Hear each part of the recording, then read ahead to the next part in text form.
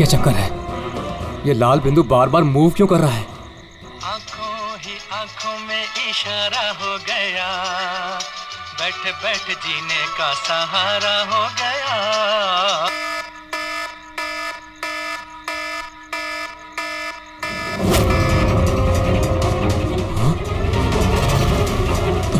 ये लाल बिंदु कहाँ गायब हो गया?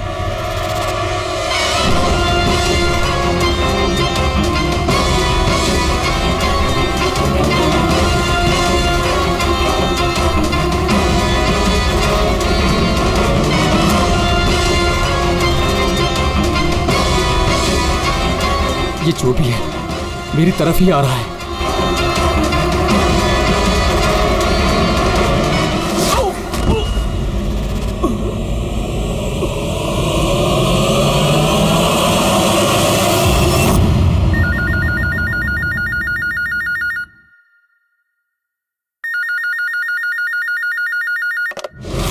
Hello, CID bureau.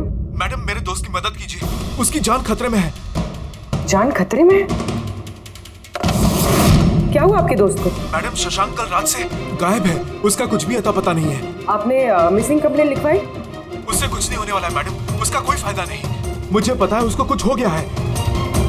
कल रात को वो मुंबई के किसी सुंदर नगर इलाके में फॉक्स हंटिंग के लिए गया था। क्या मुंबई में लोमड़ियों का शिकार?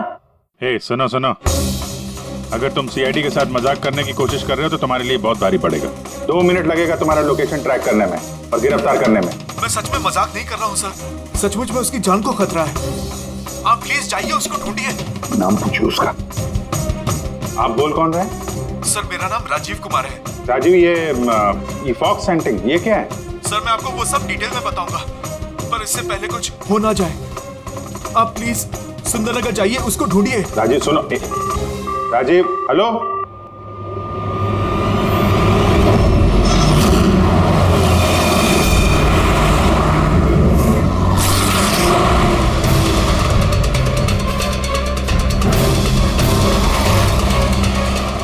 सर एक मिनट, वो गाड़ी पीछे बिल्डिंग में है सर।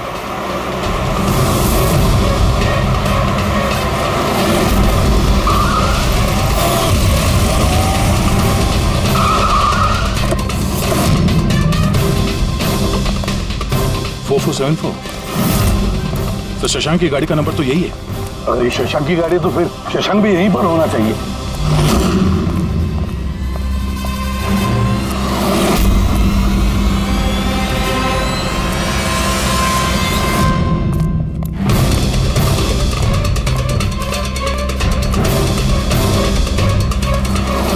ओह माय गॉड,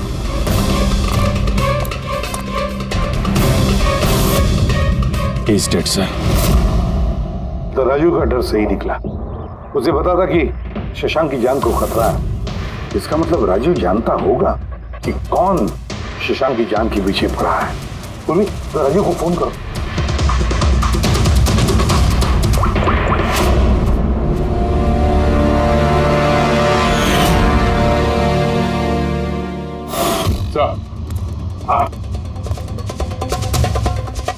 दो गोलियों के शेल, .38 कैलिबर। सर, ये राजीव फोन नहीं उठा रहा है। सर, कहीं इस राजीव की जान को भी खतरा तो नहीं है? सर एक बात समझ में नहीं आ रही सर। शहर के इस इलाके में कोई लोमड़ियों का शिकार करने क्यों आएगा? शिकारी खुद शिकार हो गया। मुझे तो यहाँ दूर दूर तक कोई भी लोमड़ी नजर नहीं आ रही है। रेडी पंकज, चुप रहो। ये फॉक्स हंटिंग सीक्रेट कोड है और इसका राज सिर्फ राजीव ही बता सकता है। राजीव के घर जाके पता लगाना पड़ेगा।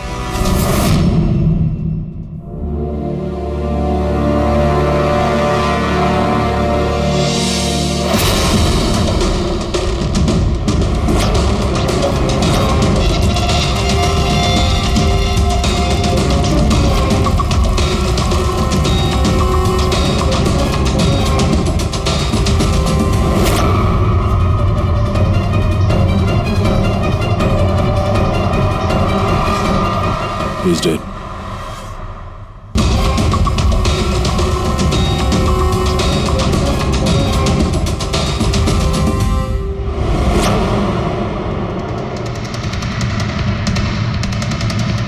सर राजीव है सर। इसने अपने दोस्त की जान बचाने के लिए हमें फोन किया था और किसी ने इसी को मार दिया। और सर मारा भी शायद उसी गन से। ये देखिए .380 की बुलेट शेल्स, ठीक वैसे ही जैसे शशांक की बॉडी के पास में। ये कोई आपसे दुश्मनी का केस लगता है। किसी की राजीव और शशांक से कोई गहरी दुश्मनी होगी। खूनी तक पहुंचने के लिए सुराग हमें इस घर से ही मिलेगा। सर यहाँ तो बहुत सारे पजल के बुक्स और गेम्स हैं। सर डेस्कटॉप पे भी बहुत सारे पजल गेम्स हैं।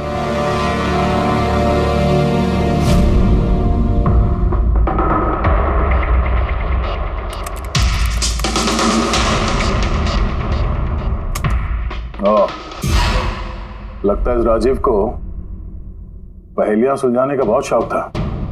ये देखो, उसके इस लैपटॉप पे ये पजल गेम का वेबसाइट खुला हुआ है।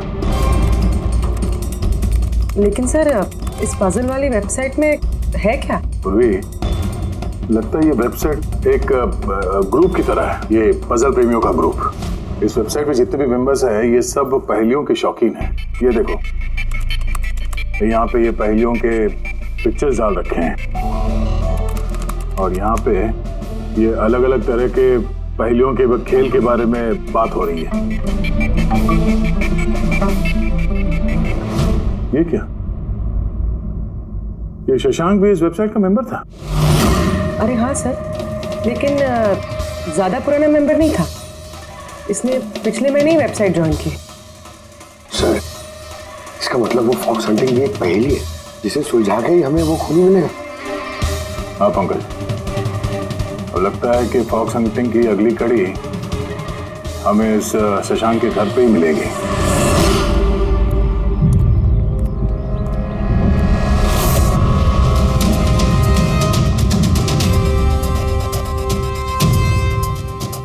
ताला लगा हुआ है दरवाजे पे। लगता है शशांक यहाँ अकेला ही रहता है। कमाल है, आज तो शशांक के यहाँ बहुत मेहमान आ रहे हैं। नमस्ते जी। कौन? विकास तुम हो क्या?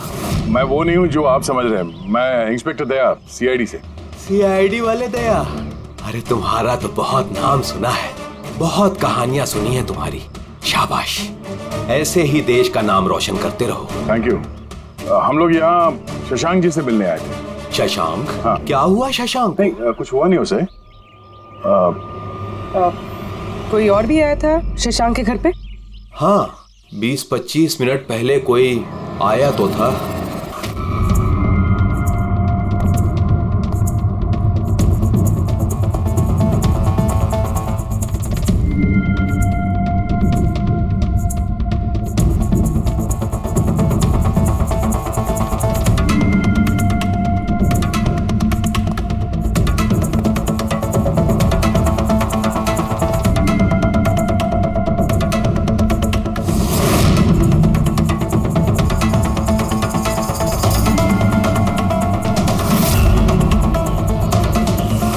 इलेक्ट्रॉनिक गैजेट्स, ये इंस्ट्रक्शन मैनुअल्स, ये सब देखकर तो लगता है कि ये शशांक एक इंजीनियर था।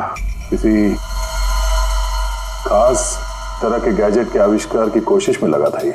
हाँ सर, यहाँ पर तो इतने सारे सर्किट बोर्ड्स और ये शॉर्ट वेव रेडियो भी है। ये देखिए।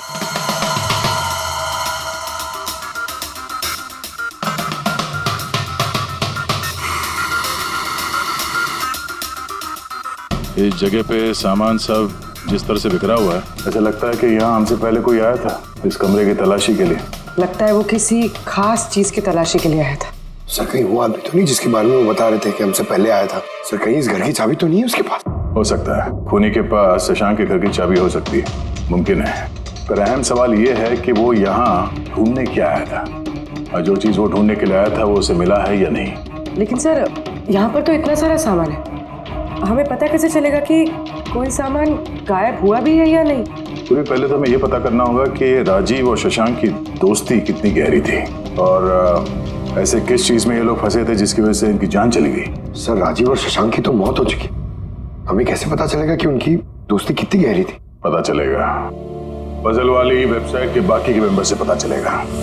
तो मतलब कभी तुम रोनी, आशीष और प्रकाश शशांक और राजीव के साथ वेबसाइट पर रेगुलरली बातें करते थे? जी एसीपी सर। क्या तुम लोगों को किसी पे शक है कि उसने इन दोनों का खून किया? मालूम नहीं सर। अच्छा ये तो मालूम होगा, ये फॉक्स हंटिंग क्या है? सर आपको फॉक्स हंटिंग के बारे में कैसे पता? जाहिर सी बात है, ये लोमड़ी का शिकार तो हो नहीं सकता। असली बात क्या है ये बताओ। सर मतलब समझाना इतना आसान नहीं है, ये एक लंबी कहानी है। शुरू करो कहानी। सर कुछ 1 महीने पहले ही शशांक हमारी वेबसाइट का मेंबर बना था, पर उसे हमारी तरफ पहेलियों का शौक नहीं था। तो फिर? सर दरअसल उसे अलग अलग तरह के गैजेट्स का शौक था और वो ये दावा करता था कि हमारे सामने एक ऐसी पहेली रखेगा जिसे हम कभी सुलझा नहीं पाएंगे। अच्छा, तो क्या थी वो पहेली? सर उसने खुद का एक शॉर्ट वेव रेडियो बनाया था और अलग अलग तरह के स्टेशंस को चेक करते करते वो एक खास तरह के स्टेशन पर पहुंचा, जिस स्टेशन का नाम था नंबर स्टेशन। Number station? ये इसका नाम तो कभी सुना नहीं। अच्छा, इस पे नए गाने आते हैं कि पुराने गाने आते हैं? अजीब बात तो यही थी सर, उस स्टेशन पर कोई गाने आते ही नहीं थे, सिर्फ और सिर्फ नंबर आते थे सर। ये कैसा रेडियो स्टेशन है जहाँ पे सिर्फ नंबर्स आते हैं? सर नंबर भी हर वक्त नहीं आया करते थे, उनके आने का भी खास दिन और खास वक्त हुआ करता था। सर लगता है नंबर्स के बहाने कोई किसी को खास मैसेज दे रहा है, सीक्रेट मैसेज। शशांक ने उनके कई ब्रॉडकास्ट सीजन रिकॉर्ड किए थे और हम लोगों से कहा था कि हम उन नंबरों के तोड़ निकालें ताकि पता चल सके क्या गुप्त संदेश भेजे जा रहे हैं। तो क्या तोड़ निकाला इन नंबर्स का? नहीं सर, उनका तो सर हम तोड़ नहीं निकाल पाए, मगर राजीव ने कुछ दिन पहले बताया था कि उसे इस वेबसाइट के नंबर्स का राज पता चल गया है। तो क्या राज था उन नंबर्स का? सर वो तो राजीव ने कभी हमें बताया नहीं सर। हाँ, पर बाद में राजीव और शशांक इस बारे में अकेले में बात करने लगे थे सर। देखो हम फॉक्स हंटिंग की बात कर रहे थे, वो बताओ। फॉक्स हंटिंग ट्रांसमीटर हंटिंग का ही दूसरा नाम है। Transmitter hunting? जब कोई एक खास तकनीक से रेडियो ट्रांसमीटर के लोकेशन को ट्रैक करने की कोशिश करता है तो उसे हमारी भाषा में फॉक्स हंटिंग बोलते हैं। मतलब शशांक जरूर इस नंबर स्टेशन की लोकेशन ढूंढने की कोशिश कर रहा होगा, और कोई तो था जो नहीं चाहता था कि शशांक को रेडियो स्टेशन पहुंचे, इसलिए उसने उसे मार दिया। आशीष, इन नंबर्स की रिकॉर्डिंग चाहिए हमें, सारी की सारी। तो ये है हमारी सीआईडी टीम। ये इंस्पेक्टर अभिजीत, इंस्पेक्टर सर, देश के सबसे जाबाज ऑफिसर्स को कौन नहीं जानता है? ये लोकेश है, लिंग्विस्टिक्स और मैथमेटिक्स का एक्सपर्ट। भाषा और संख्याओं का इतना ज्ञान है इनके पास जो शायद ही और किसी के पास हो। तो लोकेश जी क्या लगता है आपको, ये मोबाइल और इंटरनेट के जमाने में कोई नंबर स्टेशन का इस्तेमाल क्यों करेगा संदेश भेजने के लिए? अभिजीत, ये नंबर स्टेशन का इस्तेमाल बहुत पुराना है। इनफैक्ट सेकेंड वर्ल्ड वॉर में भी कई देश की सेनाएं ये तकनीक यूज करती थी अपने उन एजेंट्स तक पहुंचने के लिए जो दूसरे देशों में थे। हाँ, मानते हैं कि इस वक्त मोबाइल इंटरनेट का जमाना है, पर मोबाइल इंटरनेट से दिए गए मैसेजेस बहुत आसानी से ट्रेस हो सकते हैं। एग्जैक्टली, इसीलिए तो ये वही तरीका इस्तेमाल कर रहे हैं, सेकेंड वर्ल्ड वॉर वाला। अब लोकेश पता ये लगाना है कि इन संख्याओं के पीछे असली मैसेज क्या है। Sure sir. वैसे ये मैसेजेस कौन सी रेडियो फ्रीक्वेंसी पर आए थे? 3.22 नैनोहर्ट्ज।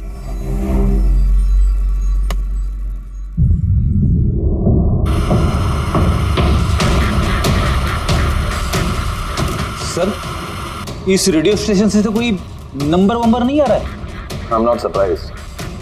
आई एम श्योर मुजरिम को पता चल गया होगा कि केस अब सीआईडी के हाथ में है, इसलिए उसने अपना मैसेज देने का तरीका या फिर रेडियो फ्रीक्वेंसी चेंज की होगी।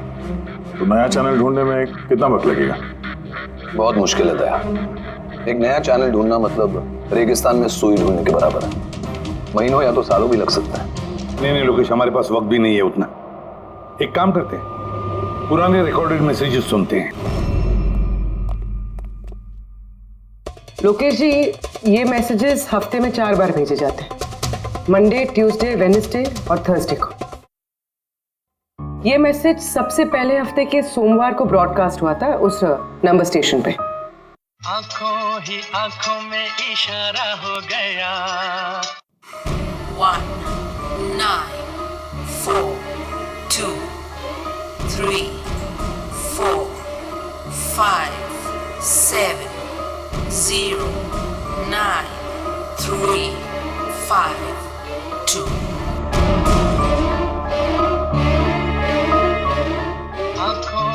आंखों में इशारा हो गया 9 2 3 4 0 5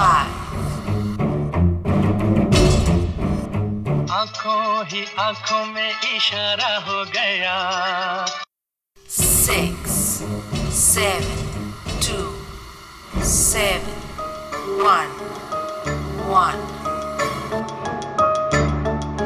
आंखों ही आंखों में इशारा हो गया 5 2 1 8 0 7 नो प्लीज टेल मी, ये संदेश चारों दिन एक ही समय पर आए थे कि अलग अलग टाइम पर? नहीं, एक ही टाइम पे, रात 12 बजे। और फिर हर 2 घंटे बाद इन नंबर्स को रिपीट किया गया था। और इसके अगले हफ्ते के नंबर्स यही थे या दे वर डिफरेंट? नंबर्स तो अलग थे, लेकिन पैटर्न सेम था। मंडे को 13 नंबर्स, ट्यूसडे, वेडनेसडे और थर्सडे को 6 नंबर। इससे साफ जाहिर होता है कि जो मुजरिम है रोज अलग अलग मैसेज भेजते हैं, और ये जो मैसेज ये लोग भेजते हैं वो एक मैसेज 4 हिस्सों में कर भेजते हैं। लोकेश जी, 1 मिनट प्लीज, मुझे कुछ समझ में नहीं आया, आप फिर से समझाएंगे? मैं समझाता हूं, तेरा पेपर देना था।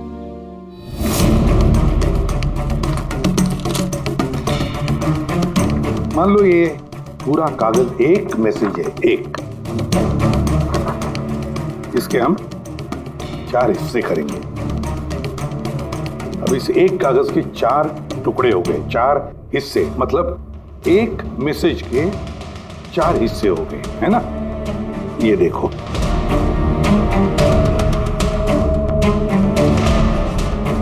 ये रहा मंडे का, ये रहा ट्यूसडे, वेडनेसडे और ये थर्सडे। तब ये सोमवार, मंगलवार, बुधवार और गुरुवार, ये 4 हिस्से जब एक होते तो एक पूरा मैसेज उनको मिलता था, है ना लोकेश? अभी नंबर्स को देखकर क्या लगता है तुम्हें, क्या मतलब है उसका? सर, ये नंबर्स के पीछे छुपा राज जानने के लिए मुझे वन टाइम पैड की जरूरत पड़ेगी। वन टाइम पैड ये क्या है? जैसा कि मैंने आपको बताया, ये टेक्निक वर्ल्ड वॉर 2 में यूज होती थी। उस वक्त हर एक देश अपने स्पाइस को एक वन टाइम पैड देता था, जिससे वो जो कोड्स हैं उनको डिसाइफर कर सके, जो सूचना है उसका मतलब निकाल सके। इसे कहते हैं वन टाइम पैड। तो राजीव और शशांक के हाथ भी ये वन टाइम पैड लग गया होगा, इसीलिए वो एक ऐसी पहेली तक पहुंच गए जो उनके लिए जानलेवा साबित हुई। ठीक है, इस राजीव और शशांक के घर जाके पता लगाना पड़ेगा इस वन टाइम पैड के बारे में।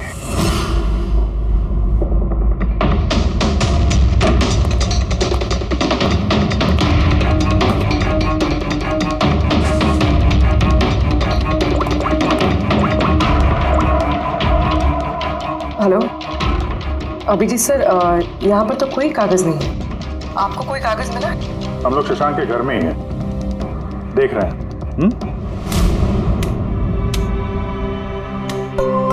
कौन शशांक? कौन है यहाँ? आप आइए, पहचाना? इंस्पेक्टर दया। अच्छा, सीआईडी वाले दया। आप यहाँ कुछ काम था यहाँ? हाँ, वो शशांक मेरी इलेक्ट्रिक केतली लेकर आया था कुछ दिनों के लिए, वही लेने के लिए आया था। पंकज, सर देखो वहां पे कोई इलेक्ट्रिक केटल है क्या? सर, ये इलेक्ट्रिक केटल तो शशांक की है, इंटरनेट से मंगाई उसने, ये बिल है साथ में। नहीं, ये इलेक्ट्रिक केतली मेरी ही है। लगता है आपको कोई गलतफहमी हो रही है, ये केटल तो शशांक ने खरीदा था। नहीं दया, मुझे कोई गलतफहमी नहीं हो रही है। तुम्हारा ये ऑफिसर या तो झूठ बोल रहा है और या मेरी तरह अंधा हो चुका है। अरे बदतमीजी क्यों कर रहे हैं? मुझे दिखाई देता है और मैं झूठ नहीं बोलता हूँ। यहाँ पे बिल्स हैं, ये इलेक्ट्रिक केटल, इलेक्ट्रिक कंपोनेंट्स, ये सर्किट बोर्ड और ये किताबों का बिल। क्या कहा? शशांक ने किताबें खरीदी? एक और झूठ। अरे नो झूठ, ये मेरे हाथ में बिल्स हैं। शशांक किताबें खरीद ही नहीं सकता। एक मिनट, आप ये ऐसा क्यों कह रहे हैं? क्योंकि उसे डिसलेक्सिया है। डिसलेक्सिया? हाँ, डिसलेक्सिया। इस बीमारी से पीड़ित लोगों को पढ़ना ही अच्छा नहीं लगता। किताबें खरीदना तो बहुत दूर की बात है। पंकज, वो किताबें कहाँ हैं? सर किताबें तो नहीं है, ये खाली डब्बा है। ओह, इसका मतलब है खूनी यहाँ किताबें ढूंढने आया था। तो वो किताबें ही वन टाइम पैड है जिसकी हमें तलाश है। ये कितनी किताबें? 4 हफ्ते के लिए 4 किताबें। कौन कौन सी बुक्स हैं? तो ये है वो 4 किताबें जो शशांक के लिए ओटीपी का काम कर रही थी। Bye Bye Sun, High Like a Kite, The Great Cyber Heist, Stone Age. और इन्हीं किताबों में वो मैसेजेस भी छुपे हैं जो मुजरिम एक दूसरे को भेज रहे थे। सर सोमवार को ये लोग 13 नंबर्स भेजते हैं। यानी इन 13 नंबर्स का मतलब इन किताबों से मालूम पड़ेगा? मालूम पड़ेगा नहीं पूर्वी, मालूम पड़ गया समझ लो। देखो, जैसे इंसानों की उंगलियों के निशान, फिंगरप्रिंट्स एक जैसे नहीं होते, किसी के भी एक जैसे नहीं होते, वैसे ही हर किताब का अपना एक ISB नंबर होता है, इंटरनेशनल स्टैंडर्ड बुक नंबर। वो 2 किताबों का एक जैसा हो ही नहीं सकता। और ISB नंबर 13 डिजिट का होता है। किताब के पीछे ये बारकोड देख रहे हो, इसके नीचे लिखा हुआ है। इसे किताब का बारकोड भी कह सकते हैं। वैसे ये नंबर दूसरे तीसरे पेज पे भी लिखा रहता है, ISB नंबर। सर मतलब इन ISB नंबर्स को इंटरनेट पे सर्च करके मुजरिम को सबसे पहले ये पता लगता है कि किताब कौन सी खरीदनी है। एग्जैक्टली। और फिर उस किताब के ISB नंबर से वो लोग अपना सीक्रेट मैसेज ढूंढ लेते हैं। तो जो पहले सोमवार को ISBN नंबर भेजा गया था सर, वो है ये 19423457099352। पूर्वी जरा चेक करो, इन 4 किताबों में से ये ISBN नंबर किसका है?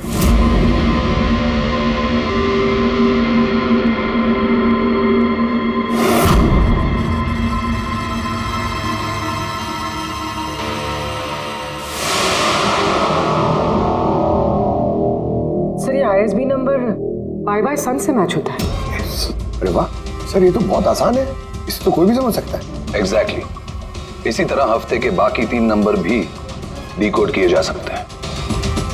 मतलब मंडे के दिन का तो उनको सीक्रेट मैसेज का पता चल ही गया, लेकिन बाकी 3 दिनों में किताब के पेज नंबर से, लाइन नंबर से और वर्ड नंबर से उन्हें मैसेज पता चल जाता। सर ये ट्यूसडे को आया message 923405, 92 page number 34 line 05 word, मतलब 92 नंबर पेज पे 34 लाइन 5वां वर्ड।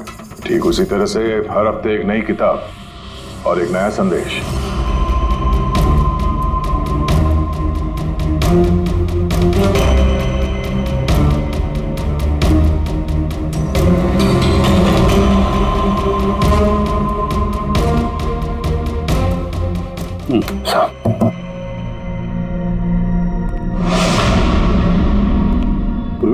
सर पहले हफ्ते का क्या मैसेज है?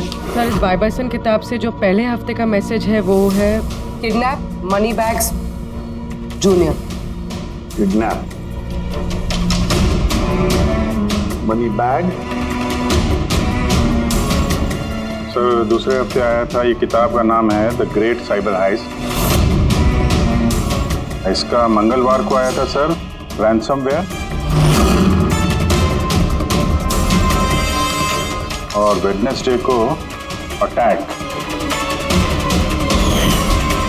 और थर्सडे को आखिरी मैसेज आया था ट्रिंग ट्रिंग ट्रिंग ट्रिंग।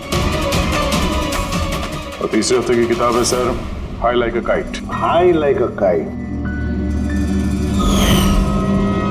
और इसका संदेश है कंसाइनमेंट।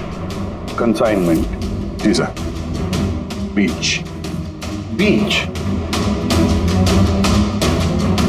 South Beach. सर ये जो चौथी किताब है, इस हफ्ते की किताब, द स्टोन एज। इसका मैसेज है ट्यूसडे के लिए black forest. Black forest. Wednesday का है गोज। बस इतना ही है सर, इट्स इनकम्प्लीट। आज गुरुवार है सर, ये अधूरा संदेश आज रात पूरा किया जाएगा। हाँ अभिजीत, अब तक जितना भी मैसेज आया हमारे पास अच्छी तरह से स्टडी करके देखना पड़ेगा ये क्या खिचड़ी पक रही है। सर ये पहला message, kidnap money bag junior. ऐसा लगता है ये मैसेज अजिंक्य जी के लिए। अजिंक्य के लिए ही है दया, क्योंकि अजिंक्य सबसे बड़ा फाइनेंसर है फिल्मों का और उसका निकनेम भी मनी बैग है। किडनैप मनी बैग जूनियर, शायद कोई अजिंक्य के बेटे को किडनैप करना चाहता है। जूनियर? हाँ हो सकता है, बिल्कुल हो सकता है अभिजीत। फिर अगला मैसेज है रैंसमवेयर अटैक ट्रिंग ट्रिंग। यार ये ट्रिंग तो हमारी देश की सबसे बड़ी टेलीकॉम कंपनी है, कहीं ऐसा तो नहीं ये गैंग इस कंपनी पर रैंसमवेयर अटैक करने वाली है? सर ये रैंसमवेयर अटैक मतलब? अरे यार कोई ट्रिंग कंपनी के डेटा और सर्वर को हैक करना चाहता है और हैक करने के बाद फ्री करवाने के लिए वो लोग ट्रिंग कंपनी से रैंसम लेंगे। ओ तो इसे कहते हैं रैंसमवेयर अटैक। मगर सर ऐसे कोई न्यूज़ तो आई नहीं है कि ट्रिंग कंपनी पे ऐसा कोई साइबर अटैक हुआ हो। सर मेरे पास भी ये ट्रिंग का ही सिम कार्ड है, लेकिन कनेक्टिविटी का तो कोई इशू ही नहीं है। और सर तीसरा मैसेज है कंसाइनमेंट साउथ बीच। ऐसा लगता है कि साउथ बीच में कोई गैर कानूनी कंसाइनमेंट आ चुका है या फिर आने वाला है। Black forest gold. Abhijeet Daya, इस गैंग का असली गेम क्या है आज रात को 12 बजे से पहले पता लगाना पड़ेगा। और रात के 12 बजे जो नंबर ब्रॉडकास्ट होने वाला है उसे ब्रॉडकास्ट होने नहीं देना चाहिए। क्या काम करो, इस अजिंक्य के घर जाओ और पता लगाओ उसका बच्चा ठीक है क्या। अभिजीत ट्रिंग कंपनी में जाकर उन्हें अलर्ट करो, कहो कि उन पर शायद साइबर अटैक होने वाला है, रैंसम अटैक। और पंकज साउथ बीच जाओ और देखो कोई कंसाइनमेंट आया है क्या या फिर कोई कंसाइनमेंट आने वाला है क्या, पूरा पता लगाओ। सर मैं कहाँ जाऊँ सर? हम कहीं नहीं जाएंगे, हम तीनों यहीं पर रुकेंगे ये पता लगाने के लिए कि इस गैंग को कैसे पता चला कि शशांक और राजीव ने उनके सारे मैसेजेस डिकोड कैसे किए।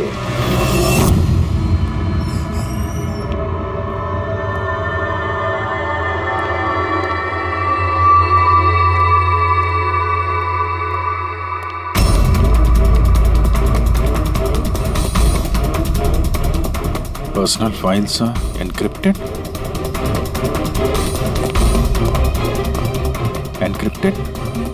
सर क्या चाहिए सर, किसे मिलना है आपको? फिलहाल सबसे सीनियर कौन है इस ऑफिस में? सर सभी सीनियर्स यहीं पे हैं, सीईओ और कंपनी के मालिक भी यहीं पे है, बट अभी वो लोग एक अर्जेंट मीटिंग में बिजी है। कहाँ चल रही मीटिंग? देखिए अभी आप उनसे नहीं मिल सकते। कहाँ चल रही है मीटिंग? सर वो वहाँ पे कॉन्फ्रेंस रूम में। किसी को कानो कान खबर नहीं होनी चाहिए इस अटैक की, मीडिया वालों को तो बिल्कुल नहीं तो मार्केट में हमारा नाम खराब हो जाएगा। ये बात बाहर नहीं जानी चाहिए, समझे? Thank you. जिसका डर था वही हुआ, गैंग कामयाब हो गया इस अटैक में। हेलो दया,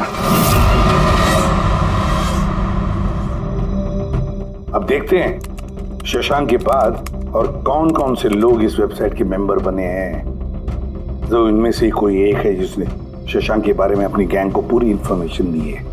सर शशांक के साथ 2 लोग जुड़े इस वेबसाइट से, कवि और रोनी। कवि और रोनी, इनकी डिटेल है क्या? देखो सर ये कवि थाने में रहता है और इसकी किताबों की एक दुकान है। कवि की किताबों की दुकान है तो फिर उसके लिए ISB नंबर, मेरा मतलब है इंटरनेशनल स्टैंडर्ड बुक नंबर का इंतजाम करना तो बाएं हाथ का खेल है।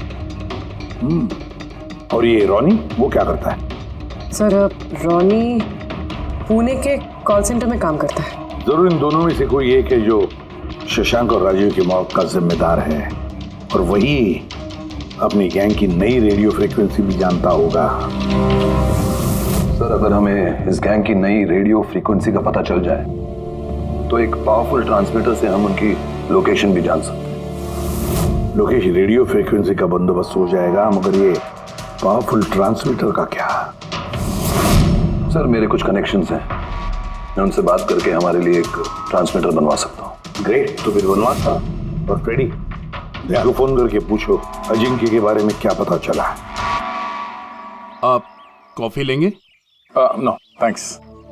वैसे ये आपके घर के बाहर इतनी सिक्योरिटी हमेशा रहती है या आज कुछ खास बात है? हाँ, ये सिक्योरिटी हमेशा रहती है। आप तो जानते ही हैं फैन लोगों को, कितनी बार ये घर के अंदर घुस आते हैं। क्या? नहीं, एक्टर्स के घर के बाहर फैन की भीड़ तो सुनी थी मैंने, मगर एक फाइनेंसर पहली बार सुन रहा हूँ। आपने यहाँ आने की वजह नहीं बताई? अरे हाँ, वो मैं आपके बेटे अजीत से मिलने आया हूँ। अजीत से? मगर क्यों? क्या उससे कोई गुनाह हो गया है? नहीं, बस एक रूटीन इंक्वायरी है। मतलब? सॉरी, मैं वो आपको नहीं बता सकता, मैं अजीत को बताऊंगा। अजीत की तबीयत ठीक नहीं है। तबीयत खराब है या वो किडनैप हो गया? किडनैप? What nonsense! देखिए अजिंक्य जी, उन अपराधियों के दबाव में आके आप सीआईडी से झूठ मत बोलिए। हमें खबर मिली है कि एक गैंग है जो आपके बेटे अजीत को किडनैप करना चाहती है। अजीत कहाँ है इस वक्त? वो घर पे ही है।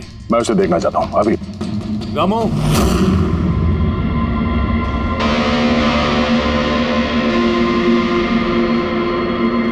अब तो तसल्ली हो गई। मैंने आपसे कहा था ना, मेरा बेटा घर पर ही है, उसकी तबीयत ठीक नहीं है। जाओ बेटा, कमरे में जाके आराम करो। एक मिनट।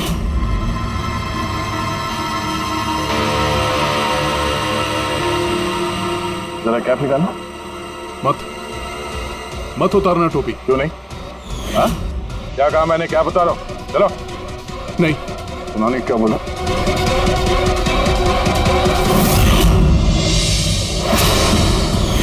तो तुम्हारे कान को क्या हुआ? हाँ? क्या हुआ क्या ये?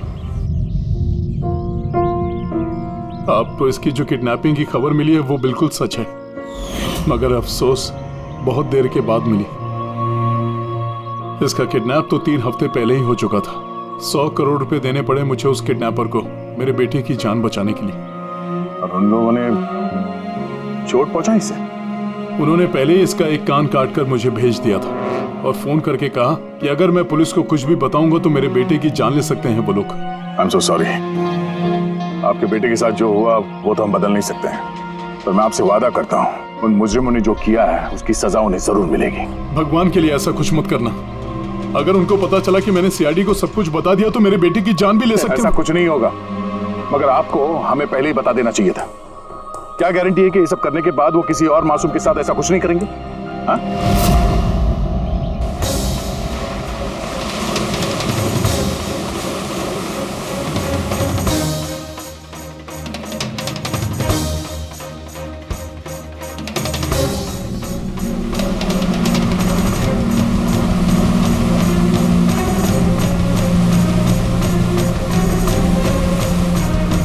अगर वो कंसाइनमेंट आ चुका है और डीलिंग हो चुकी, फिर तो कोई सुराग मिलना चाहिए यहाँ पर।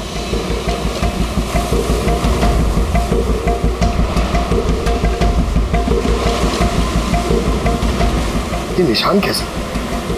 इन्हें देख के तो लगता है जैसे कि कोई बहुत भारी सामान या डब्बा घसीटा गया है। और कोई सामान तो यहाँ पे नहीं दिख रहा।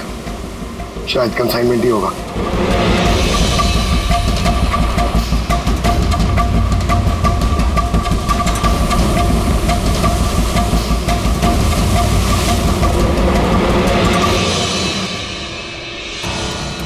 आपके पास तो काफी अच्छा कलेक्शन है किताबों का मिस्टर कवि।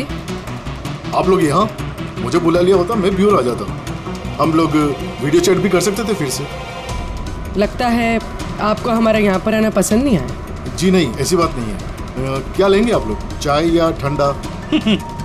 चाय ठंडा तो बाद में ले लेंगे, फिलहाल तो हम लोग किताबें लेने आए हैं। मिलेगी? हाँ, क्यों नहीं। बोलिए कौन सी किताब चाहिए आपको? हमें 4 किताबें चाहिए। Bye Bye Sun, The Great Cyber Heist, High Like a Kite और स्टोन एज। क्या हुआ? किताबों का नाम सुन के नानी याद आ गई? अरे कोई अपने दुकान से इस तरह भागता है भला? मैडम वो लोग बहुत खतरनाक लोग हैं मैडम, वो मुझे मार देंगे। अगर सच नहीं बोलोगे तो फांसी पे चढ़ोगे, शशांक और राजीव के खून के जुर्म। नहीं, मैंने उनका खून नहीं किया, मुझे तो बस उन पर नजर रखने के लिए कहा गया था। किसने कहा था नजर रखने के लिए? कवि! कवि! हाँ, कवि! 6.21 नैनोहर्ट्ज। क्या? लेकिन कवि 6.21 नैनोहर्ट्ज। अब इससे पहले कि इस हफ्ते का आखिरी संदेश वो लोग भेजे और एक जुर्म करें, हमें इस गैंग को रोकना होगा। और सर, जितने भी जुर्म इस गैंग ने किए हैं सब के सब वीकेंड में किए हैं, शुक्रवार, शनिवार, रविवार।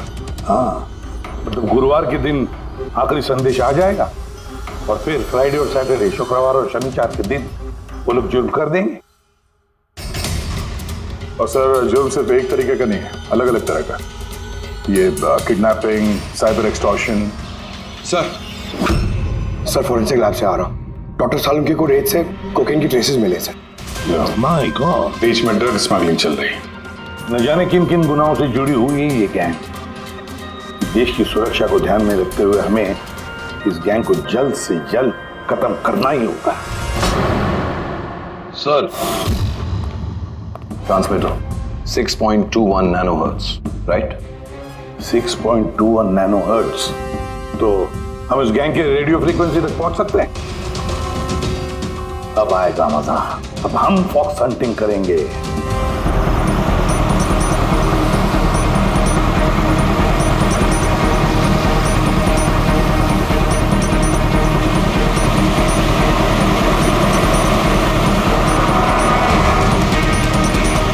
बस सर, यही सिग्नल दिखा रहा है सर। बस ये रेड डॉट मिल जाए। देखो रेड डॉट कहां पे है।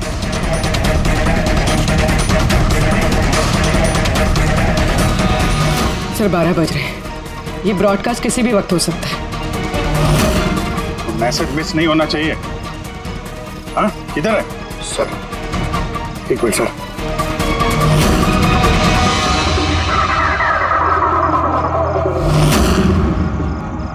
सर हाँ, एक मिनट सर, इधर है सर। आंखों ही आंखों में इशारा हो गया। 9, 2, 2, 3, 0, 9.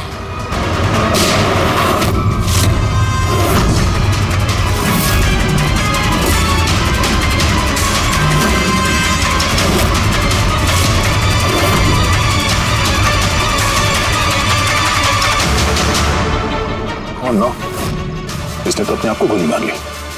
क्या? आई गैंग का लोगो? इस गैंग से तो हमारा सामना पहले भी हो चुका है। कौन है तुम्हारा बॉस और कौन कौन लोग शामिल है तुम्हारे धंधे में? इसका जवाब आप मेरे मुंह से कभी सुन नहीं पाओगे एसीपी साहब। इस गैंग में काम करने वाले अपने बॉस का नाम बताने के बजाय आत्महत्या करना ज्यादा पसंद करते हैं। ये तो गया, लेकिन अगला जुर्म होने से रोकना होगा। वो क्या नंबर है उसका देखो, मैसेज का क्या मतलब है? 92 number plate 2309, 23 number line. Kaboom. Kaboom? Kaboom क्या होता है सर? कबूम मतलब धमाका। धमाका मतलब कि कोई बम ब्लास्ट होने वाला है? पहले जो शब्द मिले थे हमें मैसेज से वो थे the stone age, black forest, ghost और अब कबूम। ब्लैक फॉरेस्ट में धमाका। इसके पहले कि और मासूम लोगों की जाने जाएं, पता लगाना होगा ये धमाका कब और कहां होने वाला है।